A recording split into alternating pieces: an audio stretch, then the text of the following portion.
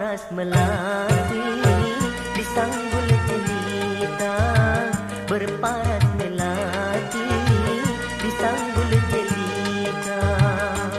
Nur Aziza, Nur Aziza, gadis